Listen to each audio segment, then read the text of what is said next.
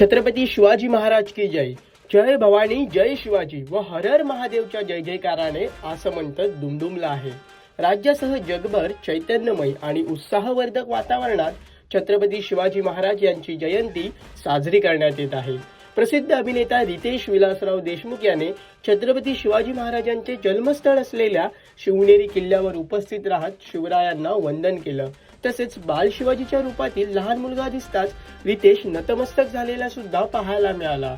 शिवरायांच्या चरणी नतमस्तक झाल्यानंतर रितेशने माध्यमांशी संवाद साधत सर्वांना शिवजन्मोत्सवाच्या शुभेच्छा दिल्या आणि छत्रपती शिवाजी महाराजांचं आयुष्य म्हणजे सगळ्यांसाठी प्रेरणा आहे, त्यामुळे युवा पिढीसह सर्वांना शिवरायांच्या शौर्यगाथा शिकवणं अत्यंत गरजेचं असल्याचं आवाहनही त्याने केलं.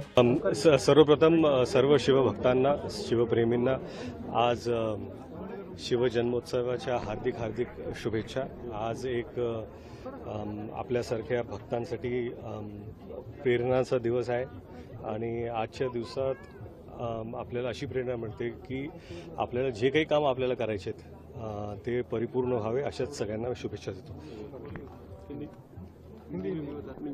आज शिव जयंती है और आज के दिन मैं सभी शिव भक्तों को, शिव प्रेमियों को मेरी ओर से हार्दिक शुभकामनाएं देता हूं. आज का दिन बड़ा ही सौभाग्य का दिन है.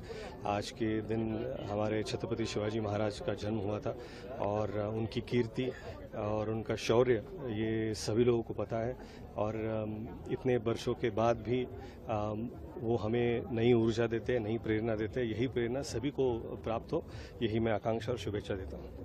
नहीं, अभी ये वक्त नहीं है आने वाली फिल्मों के बारे में बात करने का. Thank you. युवाओं में काफी जोश रहता है आज के दिन में, खासकर क्या आह्वान करेंगे? मुझे लगता है कि सभी लोग जो शिव भक्त है, शिव प्रेमी है, उनको पता है कि महाराज की प्रेरणा क्या होती है. उन्होंने इस राष्ट्र के लिए क्या किया है, क्या बलिदान दिए, और आज भी उनकी गाथाएं मुझे लगता है सभी बच्चों को सुनानी चाहिए. उनसे प्रेरित हमें होकर एक अच्छा इंसान बनने की कोशिश करनी चाहिए. राष्ट्र पुरुषों के बारे में या फिर जितने भी अलग अलग राजनेता है उनके बारे में जब ऐसे इस तरह की बातें चलती है तो ये शिवाजी महाराज की तरफ से क्या कहना चाहेंगे कि मतलब कौन सी ऐसी चीज है जो महाराज की आज की ये युवाओं ने नहीं बल्कि नेताओं ने भी याद रखनी चाहिए? नहीं, मुझे लगता है सभी चीज़ें ऐसी कोई एक खास नहीं. उनकी पूरी जो जिंदगी है वही एक प्रेरणा है और उनके बारे में मुझे लगता है कि सभी बच्चों को हिंदुस्तान में सभी बच्चों को जानना चाहिए, पढ़ाना चाहिए और उनके बारे में जितनी जानकारी प्राप्त हो उतना ही इस देश के लिए बेहतर है, युवाओं के लिए बेहतर है. थँक्यू. दरम्यान छत्रपती शिवाजी महाराजांची शौर्यगाथा सांगणारा रितेश देशमुख दिग्दर्शित राजा शिवाजी हा चित्रपट 1 मे 2026 रोजी सर्वत्र प्रदर्शित होत आहे.